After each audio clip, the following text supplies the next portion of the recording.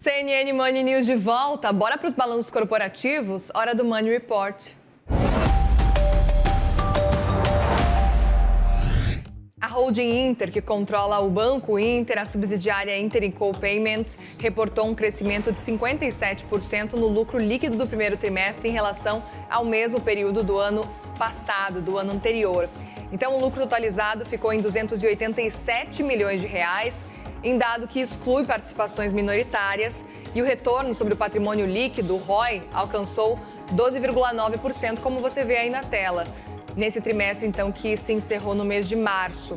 E o indicador de eficiência atingiu 48,8% no período, enquanto o índice de inadimplência, acima de 90 dias, continuou em declínio, atingindo 4,1% no fim de março. No trimestre imediatamente anterior, esse percentual foi de 4,2% e 4,8% um ano antes.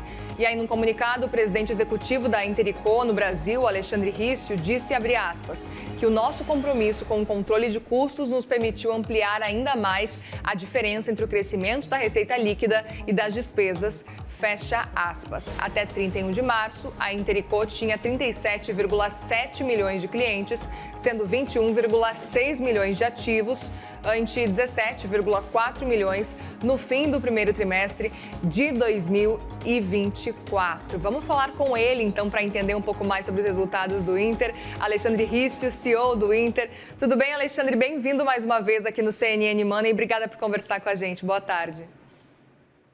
Oi, Muriel, tudo jóia? Te agradecer jóia. também o convite e parabéns pelo trabalho aí. Sou fã aqui do CNN Money, estou sempre assistindo. A gente que agradece pela Legal audiência. poder falar um pouco dos resultados. Que bom, que bom. Eu quero muito Obrigado. te ouvir sobre esse cenário do Inter. Olhando aqui para esse cenário, para começar já para o lucro líquido, que teve um salto aí de 57% na comparação com o ano anterior. Quais são os fatores que, na avaliação de vocês, contribuíram para esse resultado positivo?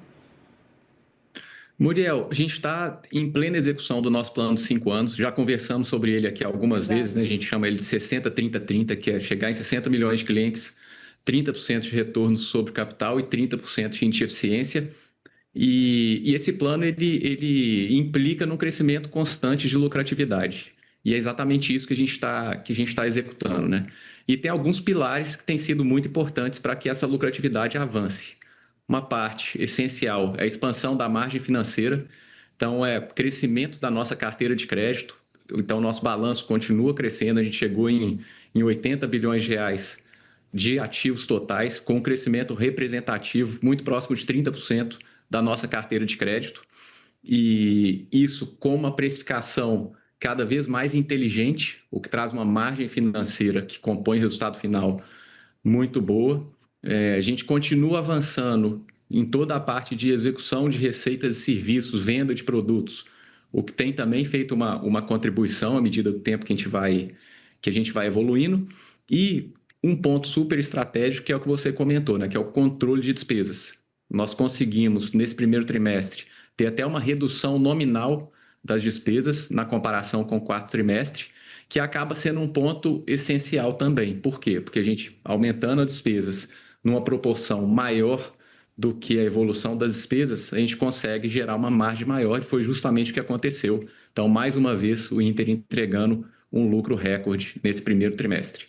E além do lucro, Alexandre, eu queria saber também com relação ao ROI, que teve aí 13,6%, alcançou essa margem também. Queria saber quais iniciativas específicas, na sua percepção, foi possível, então, chegar nesse patamar desse ROI. É um cenário semelhante também, um caminho semelhante ao que a gente já vê do lucro líquido também? É um caminho parecido. E tem um ponto que eu não comentei ali no lucro, que acaba influenciando também o lucro, mas quando a gente pensa em índice de eficiência, não inclui inadimplência, né? Dentro do cálculo do índice de eficiência, não inclui inadimplência. Para o ROI, a gente inclui inadimplência. E o Inter tem feito um trabalho, a gente tem feito um trabalho muito bacana nessa parte de controle de inadimplência. Então, o nosso NPL, né, que é o indicador de inadimplência atrasados com mais de 90 dias, vem caindo consistentemente. E a gente chegou em 4,1% nesse primeiro trimestre, uma boa melhora, uma melhora contínua, né? A inadimplência no mercado como um todo ficou muito alta durante mais de 2 anos e todos esperando um ponto de inflexão. E para o Inter, à medida que a gente encontrou esse ponto de inflexão no meio do ano passado, nós conseguimos imprimir uma redução contínua. Então, muito bom ver esses 4,1%. Nosso último resultado reportado no quarto trimestre tinha sido 4,2%, e a gente consegue chegar nesse 4,1% num contexto onde é normal um pequeno acréscimo. O primeiro trimestre ele costuma ser um trimestre onde as famílias têm menos liquidez, tem toda a questão de pagamento de impostos, tem toda...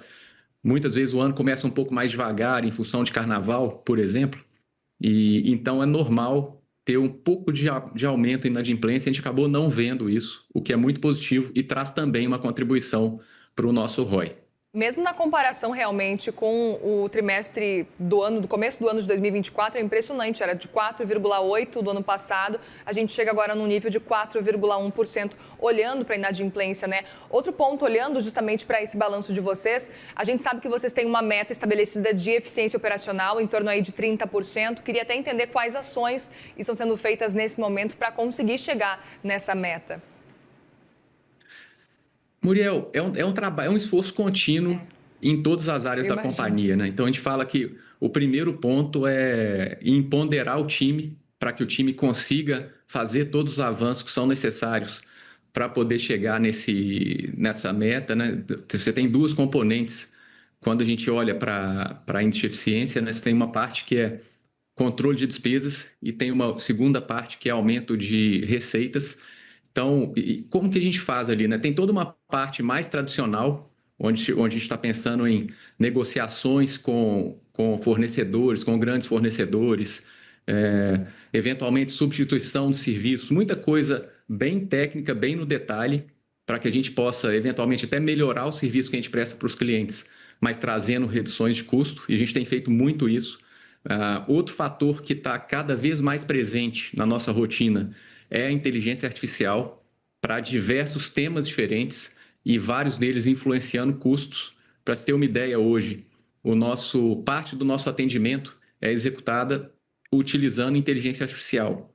E qual que é a consequência desse uso no nosso índice de eficiência, né? A gente precisa de aumentar muito menos o número de atendentes à medida que o negócio cresce. E essa tem sido uma alavanca poderosa para poder segurar toda a parte de despesas. Já na parte de receitas, né, que é o denominador do nosso índice de eficiência, que a gente quer chegar nos 30%, a gente tem usado também muita inteligência artificial em temas como hiperpersonalização, para que a gente consiga entregar para o cliente o produto que ele quer, na hora que ele quer, aproveitando cada ponto de contato. Então, isso é um pouco desses detalhes do que a gente tem feito para poder avançar no rumo do caminho dos 30% de índice de eficiência.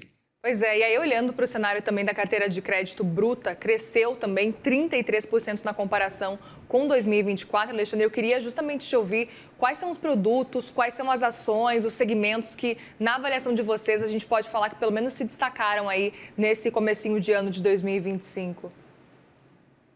Muriel, o que tem sido legal e felizmente repetitivo à medida que a gente executa o negócio aqui, nosso projeto aqui no Inter, né?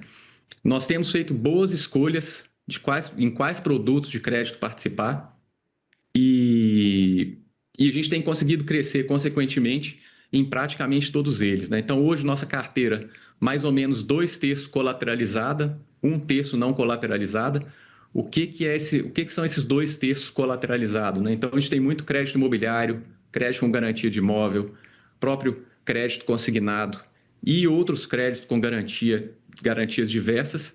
E no crédito não colateralizado, é onde a gente aloca, por exemplo, o cartão de crédito, o Pix Crédito, que é um produto que tem ficado super popular aqui no Brasil, o próprio cheque especial. Então, todos esses negócios têm crescido e contribuído para que a gente entregue esse crescimento ali. Eu sempre gosto de falar, se tudo estiver crescendo por volta de 30%, a gente está num caminho certo, né? E a gente vê ali no crédito, a maioria desses créditos crescendo em volumes da ordem de 30% ou mais. Alguns destaques no ano passado, né?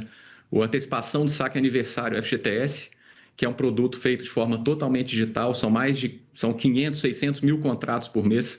Então, é a forma de acesso a crédito para o trabalhador brasileiro hoje, com menor taxa de juros, Então, aqui é o Inter com a vontade constante de levar para o brasileiro o produto com maior vantagem, né? Então, o FGTS é uma carteira que cresceu mais de 40% no ano passado, isso tem sido bem legal. E o crédito com garantia de imóvel, né, que a gente chama de home equity, é um outro produto que a gente cresceu bastante no ano passado, também levando para o brasileiro um serviço de dívida muito menor do que o custo médio de dívida para o brasileiro, né? Nesse caso, o tomador de crédito coloca um imóvel como garantia e, como consequência de colocar esse imóvel, ele tem acesso a uma taxa de juros bem menor, com o serviço de dívida que permite que ele consiga pagar e muitas vezes consiga reorganizar a sua vida financeira. Então, é um produto super poderoso e moderno. Então, isso é um pouco de como a gente tem conseguido crescer a carteira de crédito. Perfeito. E aproveito para te perguntar também, olhando para esse cenário de 2025, a gente sabe que temos aí desafios pela frente de modo geral aqui como brasileiros, acompanhando uma economia que ainda está muito instável, refletindo muita coisa que está acontecendo no exterior também, mas existe uma preocupação com o fiscal e eu queria te perguntar a posição de vocês e como é que vocês enxergam o cenário agora, nesse ano de 2025, com Selic alta, a gente sabe que tem preocupação com o crédito, previsão é de que Selic fique em torno aí de 14,75%, talvez 15% agora nesse ano de 2025. Como é que vocês acreditam que pode vir a ser o ano do Inter agora, esse ano de 2025, com esses desafios ainda, desafios econômicos, digamos assim?